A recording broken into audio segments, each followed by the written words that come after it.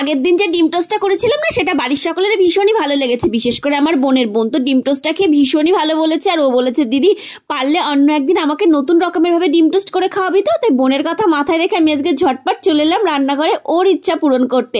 আর এটা করা খুবই সহজ। আপনাদের কেমন লাগলো অবশ্যই আমাকে জানাবেন। আর বোন খেয়ে কি বললো সেটা আমি পরে বলছি।